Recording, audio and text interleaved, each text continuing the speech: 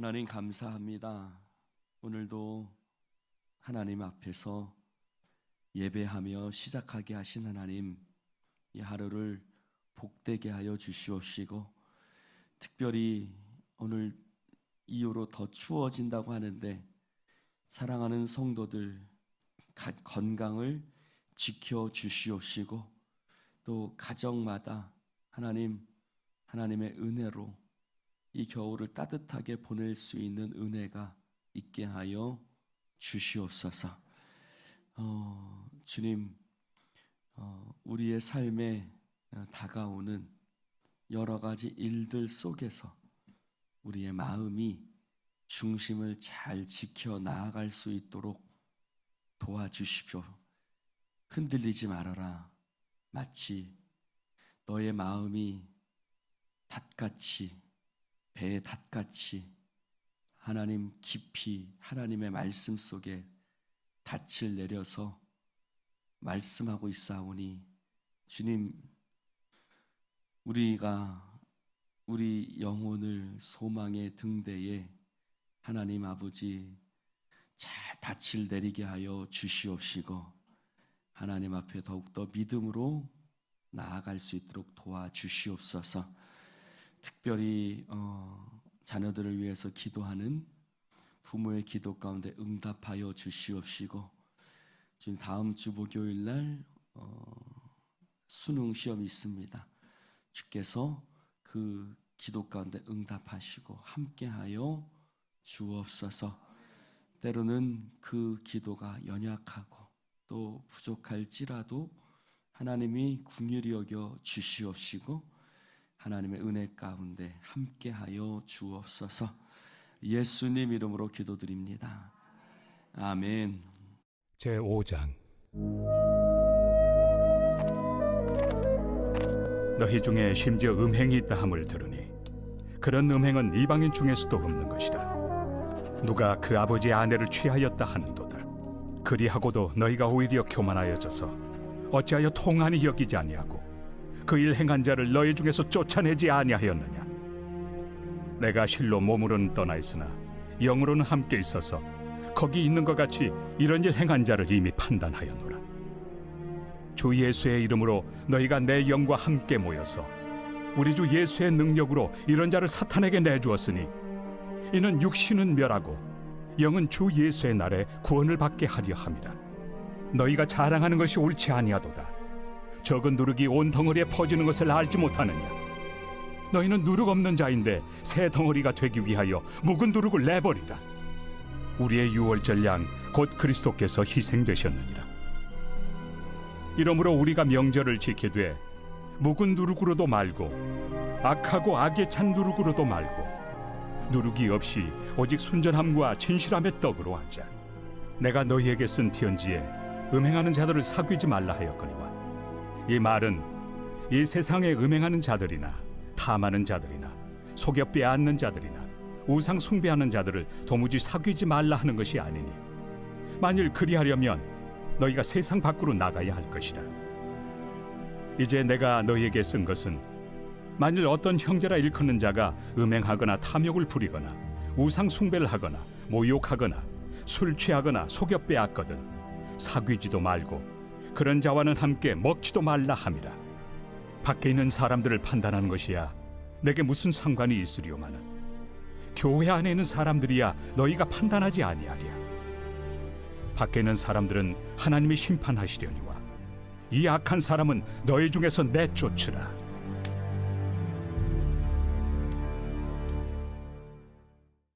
할렐루야. 오늘 말씀은 교회 안에 있는 음행에 대해서 이야기를 하고 있습니다. 글로에가 편지를 썼지요. 바울에게 편지를 써서 우리 지금 고린도 교회가 이러이러합니다 라고 편지를 썼습니다. 그런데 그 편지 속에 어떤 내용이 있었느냐면, 여기 보니까 1절에 보니까 누가 그 아버지의 아내를 취하였다 하는도다 라는 그런 이야기까지 있었다라는 겁니다. 고린도 교회 안에 그런 일이 있었다라는 거지요. 그런데 너희들이 그런 일에 대해서 그냥 유야무야 하듯이 그런 것에 대해서 없는 것처럼 그냥 하는 것에 대해서 내가 통탄한다, 통한이 여긴다라고 이야기를 하고 있습니다. 사도 바울이 근심한 것은 첫 번째로 그리스도인으로서, 즉 그들이 하나님의 백성으로서 그들이 온전치 못했던, 음행했던, 성적으로 깨끗하지 못했던 그런 일에 대해서 바울이 통한이 여겼고, 두 번째는 뭐지요? 하나님의 교회, 즉 교회는 정결해야 되죠. 그리스도의 신부로서 정결해야만 합니다. 그래서 이렇게 얘기하고 있죠. 7절에 우리의 유월절 양 그리스도께서 희생되셨다. 무엇 때문에? 너희가 누룩 없는 자인데 새 덩어리가 되기 위하여 라고 말씀하시죠.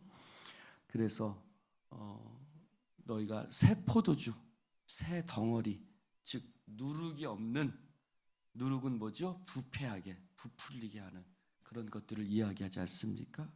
즉 너희가 죄 가운데 구원을 받아서 이제 너희가 이제 더 이상 죄와는 상관이 없는, 즉 너희들이 거룩한 삶을 살아가기 위해서 거룩한 공동체가 되어야 하는데, 너희들이 그것에 대해서 판결해서 그들을 쫓아내거나 또는 징계하거나 뭐 이런 식의 것들을 해야 되는 것인데 너희들이 그렇게 하지 않았다라고 이야기를 하고 있는 겁니다. 그리고 또 교만이라고 2절에 얘기를 합니다. 조금 설명이 좀 필요합니다. 어떤 설명이 필요하면 그 당시 사회적으로 저를 한번 잠깐 보시겠어요? 그 당시 사회적인 구도가 예를 들어서 이런 거예요. 어떤 사람이 죽었단 말이에요. 그러면 이 사람의 재산이 누구에게 가냐면 물론 이제 그냥 새 장가를 들지 않고 이렇게 갔으면 그냥 부인에게 가고 되는데, 어쨌든 누구에게 가냐면 부인에게 갑니다. 부인에게. 근데 그 부인이 여기서 말하는 그 아버지의 아내는 누구냐면, 성경학자들은 누구라고 얘기를 하냐면 새 아내, 그러니까 두 번째, 그러니까 친엄마가 아닌 거죠. 친엄마가 아니라 우리가 흔히 새엄마라고 말하는 여자인 거예요. 그러니까 재산이 누구한테 가는 거예요? 새엄마한테 가는 거예요. 근데 교만해졌다는 말은 뭐냐면 이 사람이 재산이 있었던 거예요. 죽은 사람이 재산이 있어서 교회 안에 이분이 신앙도 있었어요. 근데 이렇게 재산이 있어서 성도들을 도와주기도 하고, 그렇죠? 그래서 교회 안에 큰 물질적인 어떤 헌금도 하기도 하고 그랬던 분인 거예요. 그러니까 근데 그 사람이 죽은 거예요. 그러니까 그걸 어떻게 해요? 그 자식이 냅두면 어떻게 돼요? 그 아버지의 재산이, 그 여자가 딴 남자랑 결혼하면 딴 남자한테 가버리잖아요. 그러니까 어떻게 하겠어요? 그 엄마와 새엄마 결혼을 하는 거죠. 그래서 취한다라는 말이 그런 것들이에요. 그래서 그 당시 사회적인 제도가 그랬던 거예요.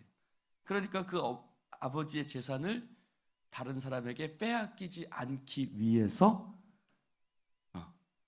그 아버지의 아내, 새엄마죠. 새엄마와 결혼을 해서 그 재산을 취하는 그런 것들이 있었다라는 겁니다.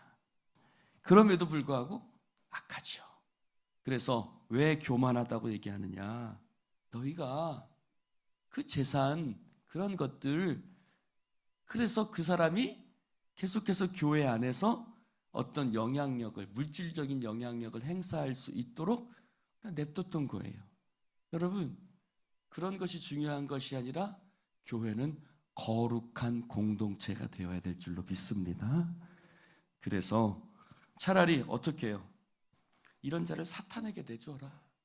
5절에 보니까 사탄에게 내주어라. 즉 내버려라.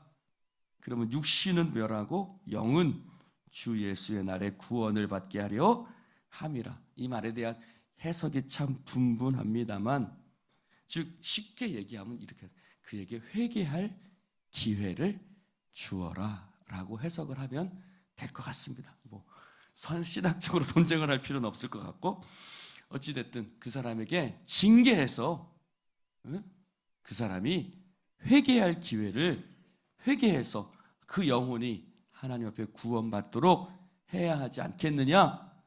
그냥 내버려둬서 그 사람이 회개할 기회를 얻지 못하도록 그렇게 하지 말고 회개할 기회를 주어라. 여러분, 참 이게 어려운 문제긴 해요. 그러나 분명히 해야 될 일이기도 하지요.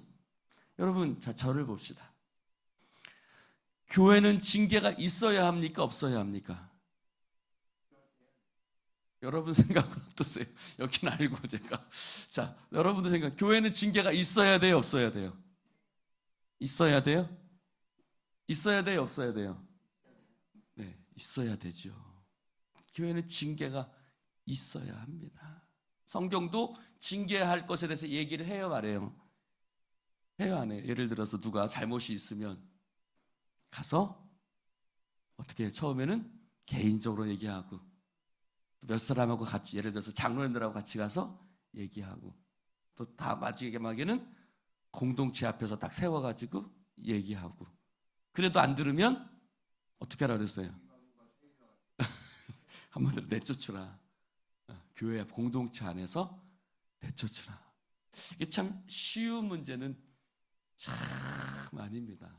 이 시대 가운데 있는 교회와 지금 시대 가운데 있는 교회가 좀 다르죠. 이 시대는 예를 들어서 고린도에는 고린도 교회 하나밖에 없었어. 근데 지금은 고린도에 고린도 교회, 고린도 축복교회, 고린도 사랑교회, 수많은 교회가 있단 말이에요. 그러니까 고린도 교회에서 쫓아내면 고린도 축복교회로 가버리는 거야. 그래서 고린도 축복교회에서도 장로님 하고 있네?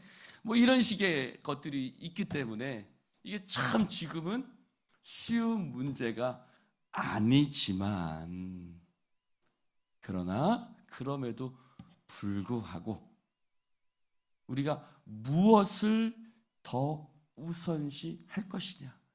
그래서 교회 안에 누룩을 제거하는데, 할렐루야, 새 포도주는 새 부대에 담아야 되는 거죠. 할렐루야. 즉 교회가 새 부대가 되기 위해서 해야 된다는 것입니다. 그래서 8절에 뭐라 그래요?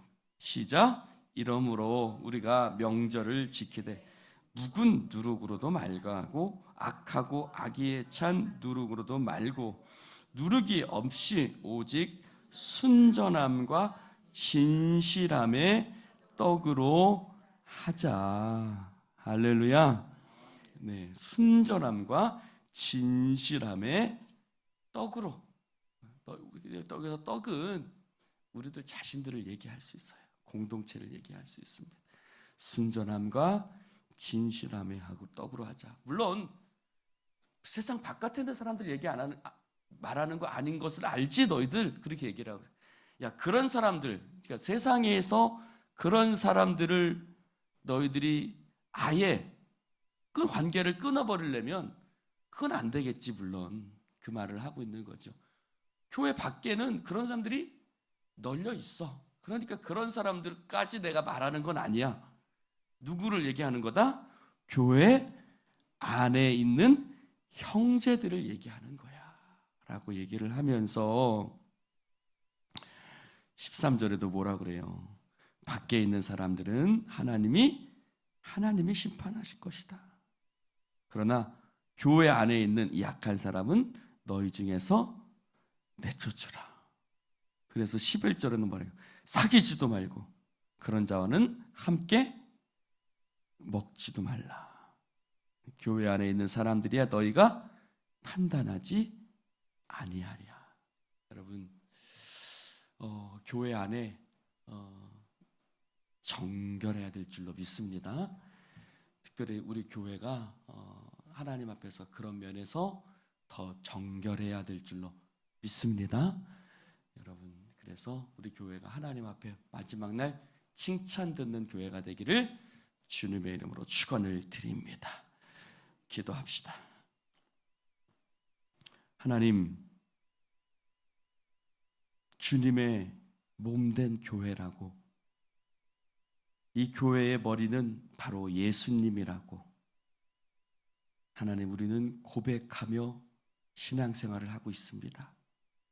그럼에도 불구하고 주님의 몸된 교회가 거룩함을 버리고 세상에 동화되어 요즘 다 그러하지 않느냐라는 말로 스스로 위로하며 자신의 온전치 못함을, 하나님의 마음을 슬프게 하는 것들을 용납하고 있는 수많은 교회들의 모습을 사도 바울은 통한이 여겼다고 말하고 있습니다. 주님, 우리 안에 그러한 모습은 없는지 돌아보게 하시고, 주님, 거룩하고 정결하며 진실한 그리스도의 떡이 될 수 있도록 성령님 역사하여 주시옵소서. 그런 부분에 대해서 하나님, 단호함을 저에게, 또 우리 당회에, 또 우리 공동체에 허락하여 주시옵시고, 그래서 하나님, 예수 그리스도의 몸된 공동체임을, 주께서 그것을 위해서 희생되셨음을 기억하며 하나님 나아갈 수 있도록 역사하여 주시옵소서. 주님, 우리가 죄악 가운데 있을 때 성령님은 탄식하신다고 하셨습니다. 주님, 성령이 탄식하는 공동체, 성령이 탄식하는 그리스도인들이 없도록 하나님 깨어있게 하여 주시옵시고, 늘 말씀 앞에 자신을 체크할 수 있는, 점검할 수 있는 공동체가 되게 하여 주옵소서. 성령님 함께 하소서. 하나님, 세상과 타협하며 큰 교회를 이루는 것보다는 주님 앞에 기뻐하는 공동체가 되어 하나님 아버지, 주님 세상 속에서 손해보더라도 주님이 기뻐하시는 공동체가 되게 하여 주옵소서. 성령님이 함께 하실 줄 믿사오며 예수님 이름으로 기도드리옵나이다. 아멘.